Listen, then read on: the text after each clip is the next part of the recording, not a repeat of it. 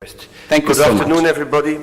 I will try to keep the time schedule as it is, but first of all, I want to take the time to grant somebody and to thank him for all his help and everything. That is Dr. Mahendra Bandari. I think that is one of the persons behind everything, which is the training and the education, and so I believe we can say that he is a visionary, he's a tutor, he is an example.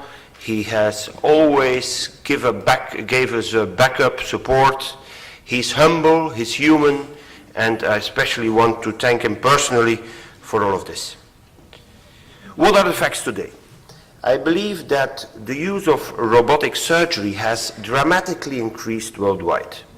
There is the lack of guidelines for credentialing, there is the lack of guidance in training, and actually, because we don't have this scientifically, the industry has set requirements.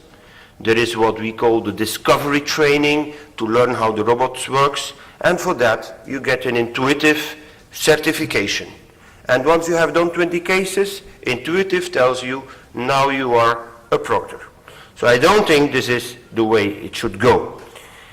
The question of training is very complex and full of variables. First of all, the surgeon's skills are very inter-individual. There is a difference in surgical education. Some are trained open, some are trained laparoscopically. A lot of us have never had any robotic training as a resident. There is also a big difference between the resident and between an already established urologist. And there is also an inter-individual difference in dexterity to do things with the hands. Environment is important. Does your hospital has the right robotic logistics to do robotics in a safe and a good way? Do we have the good robotic team? Do you have the trained nurses, bedside surgeons, anesthesiologists around you? And there is training in different steps. As I told you first, I think we should do the discovery curve, the robotic maneuvering, and then the real learning curve is to learn how to do robot-specific surgical procedures. Learning curves are no longer acceptable. There is sufficient robotic knowledge around. There are alternatives. And training should be the responsibility of the health services and the professional societies, not of an economical company. And there is for that the necessity of certified, accredited centers in robotic surgery that can allow to procure official accreditation and diplomas.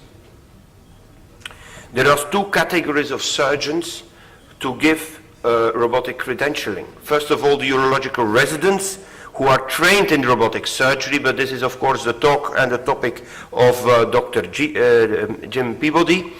And you have the established urologists who want to adopt robotics after completing residency or fellowship. So we will have to be careful and to do careful oversight to ensure patient safety during a surgeon's early robotic experience. Before being granted privileges, a structured training program is mandatory. And training is important, but we may not forget that the human body is not the proper training module. So I would like to propose a training program proposal which includes lots of things like theoretical training, skill training, live case observations, bedside assisting, mentoring, proctoring, and so on. And for that in Europe we have now founded the ORSI, the OLV Robotic Surgery Institute, which is a novel robotic training center. It is a not-for-profit society with main goal to train people in robotic surgery. It is multi-specialty for individual surgeons, but also team training. We have an international faculty, and we were unable to do so because of a grant from the Flemish government, the European government, and also the Vaticuti Foundation. And we are supported by the UV Clinic in Aalst and the University of Ghent.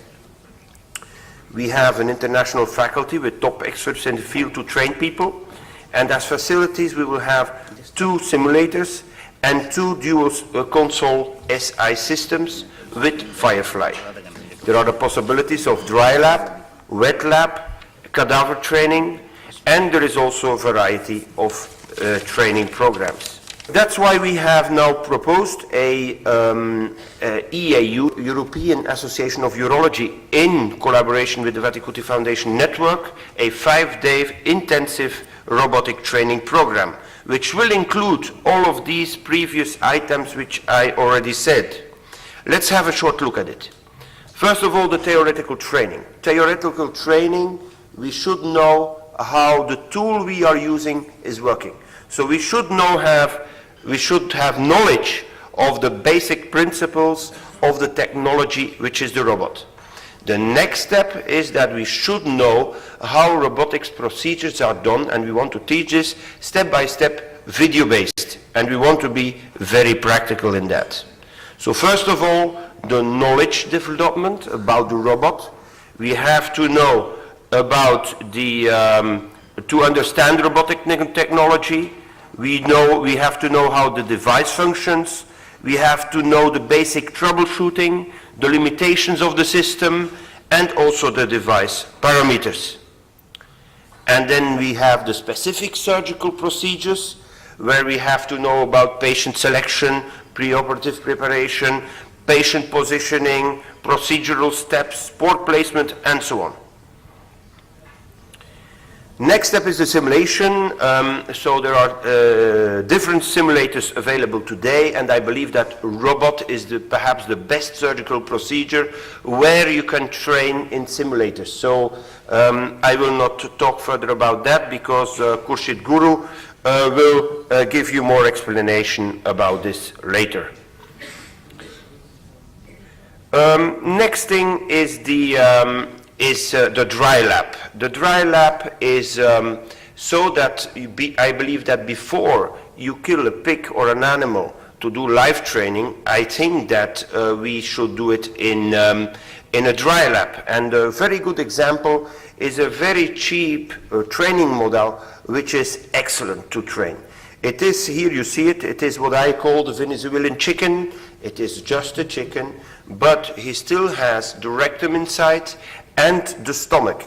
And the stomach is a very good model for the bladder neck, while the rectum is like the urethra.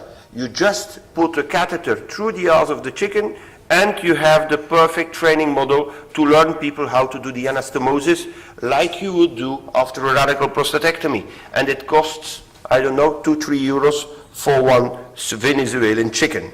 So that's very cheap, but a very effective tool to train people. So the advantages of the dry lab is that you learn coordination and getting in touch with the instruments. You learn how to work by manual. You learn how to dissect and to suture.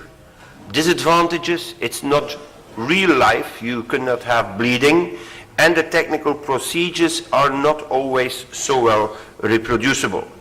That's why you have the possibilities of a wet lab. Typically we can use a pig or also sheep to do so, dependent on the procedure you want to teach the people. Here you see some examples of training that was done in our institution.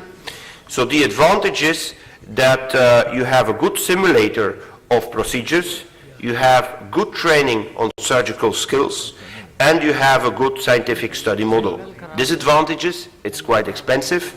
You need a large number of animals to sacrifice, and it's not always easy in some countries to have it, to be allowed to do so, because you have to pass an ethical committee. And the surgical procedures are reproducible, but with different anatomical characteristics.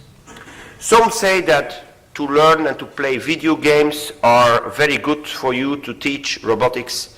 I have to say that this is not true. It is true for laparoscopy, but this association is not found for robotic surgery.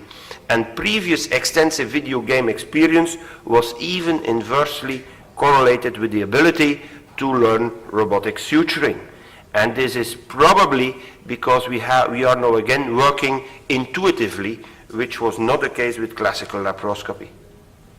Last but not least is, I believe, important for the trainees to be able to have access to the live OR. So I think it's very important that they see for themselves how the OR works, how the turnover is done, how you set up, and so on and so on. So to participate at live surgery is, I believe, an important tool, and that's why the dual console surgery can be very helpful.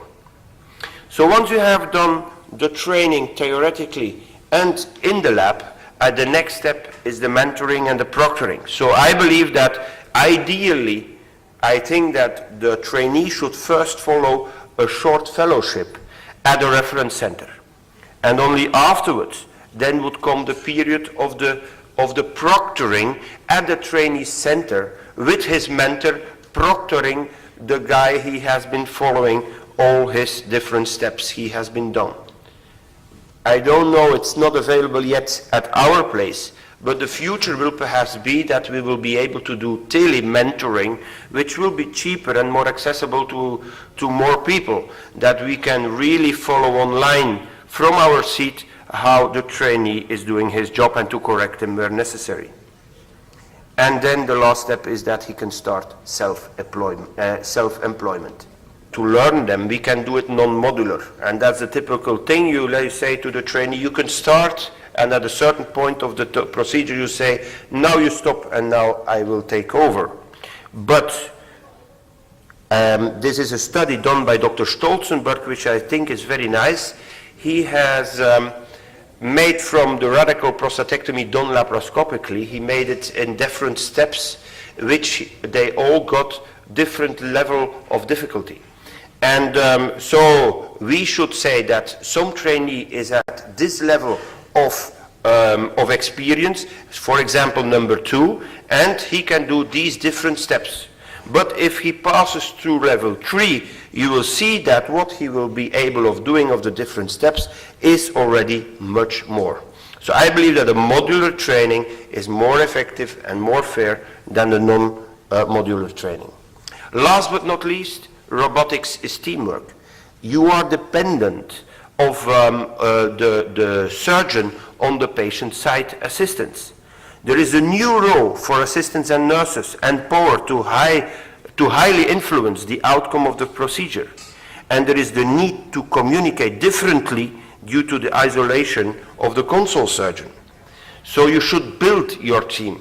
The team should be involved in the training process. The same team members should be there in the beginning of your experience, and you should only progressively introduce new people.